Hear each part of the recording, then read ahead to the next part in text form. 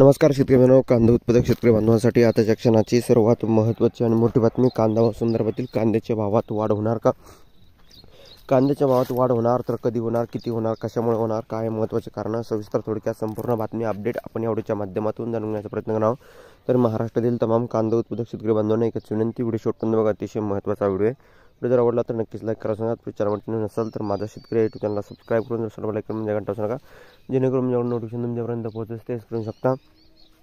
आजपासून लासलगाव कांदा मार्केट 5 दिवस सुट्टीवर. वाचा सविस्तर बातमी बघू शकता. महत्त्वाची बातमी, होळी सणाच्या पार्श्वभूमीवर राज्यातील अनेक बाजार समित्यांमध्ये आज शेतमालाचे लिलाव बंद आहेत. तसेच नाशिक जिल्ह्यातील बहुतांश बाजारपेठा बंद ठेवण्यात आल्या आहे.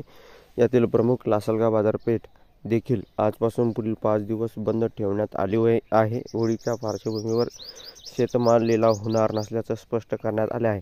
आजचा होळी सण राज्यभरात साजरा केला जात आहे. होळी सणानंतर लागलीच धुलीवंदन आहे. अशातच राज्यातील अनेक बाजारपेठा बंद ठेवण्यात आल्या आहे. यात लासलगाव बाजार कांदा मार्केट देखील आजपासून रविवार 16 मार्च 2025 पर्यंत बंद राहणार आहे. त्यामुळे शेतकऱ्यांनी शेतमाल आणण्यापूर्वी बाजार प्रशासनाशी संपर्क साधावा असे आवाहन करण्यात आले आहे. ज्या काही महत्त्वाचे अपडेट, महत्त्वाच्या घडामोडी असतात ते वारंवार आपल्यापर्यंत पोहोचल्या जातात. कांदा संदर्भातील महत्त्वाचे अपडेट, महत्त्वाच्या घडामोडी सर्वात अगोदर तुमच्यापर्यंत पोहोचण्यासाठी चॅनलला सबस्क्राईब करा. ताज्या आणि महत्त्वाच्या घडामोडी तुमच्यापर्यंत वारंवार आपण घेऊन येतच असतो. तशीच ही महत्त्वाची अपडेट आहे जी तुमच्यापर्यंत पोहोचणार आहे.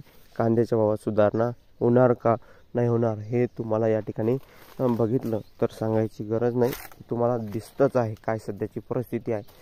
धन्यवाद. माझा व्हिडिओ बघितला तर महाराष्ट्र जय शिवराय. धन्यवाद. लाईक, शेअर आणि सबस्क्राईब आणि कमेंट करायला सांगा. तर भेटूया पुढे. तोपर्यंत थांबतो आहे. जय महाराष्ट्र, जय शिवराय. धन्यवाद.